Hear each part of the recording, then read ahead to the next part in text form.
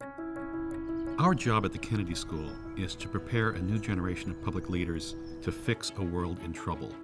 The problems that we face are more complex, more intricate, more involved, more global. So we have to think about different ways of teaching and learning. We've known for a long time that people don't learn best when they're being talked to. You get a lecture and you get a lot of information thrown at you at once, but it's not necessarily inculcated in your daily understanding of how to address a policy problem. We now realize that there are much more effective ways of teaching and learning. One of the things we're doing is experimenting with the physical layout of the classroom. When I first walked into the classroom, I think I was a little bit confused. We weren't passive students listening to someone in the front of the class. We were engaging with each other because we were face to face. There was a real flattening of the hierarchy, where instead of being, as they put it, the sage on the stage, I was kind of an orchestrator of student learning rather than the deliverer of knowledge. Students are creating the class themselves. They're a part of fueling the material that's coming out of it. Class time is the scarcest time of all.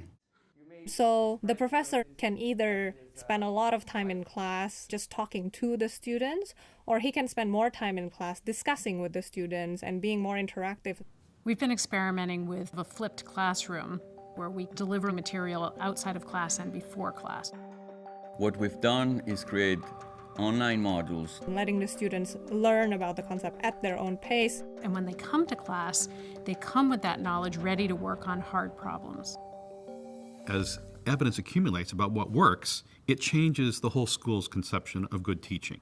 Somebody experiments with simulations, whether kind of traditional role-playing simulations or more novel game-based simulations, where people have to deal with a state of the world generated by a roll of the dice.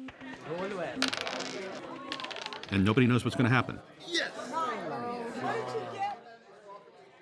While we're dealing with simulations or case studies or a video conference, we're engaged in real-world problem solving, but we're still in a classroom. We have to send our students out into the world to practice. When you get on the ground, you really get to see these concepts come alive. In the world, everything is messy.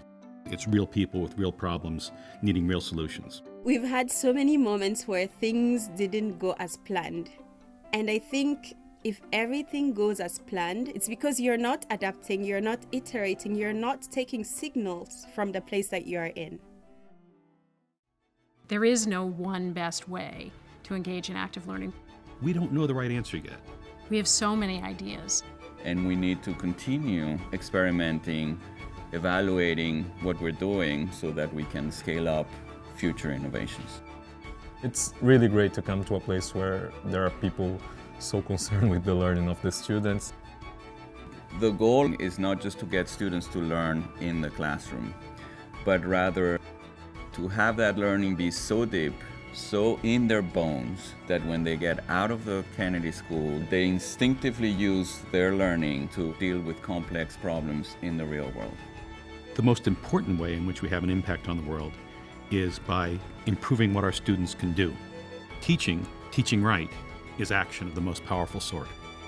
It's given me the most confidence that I can succeed at the business of government.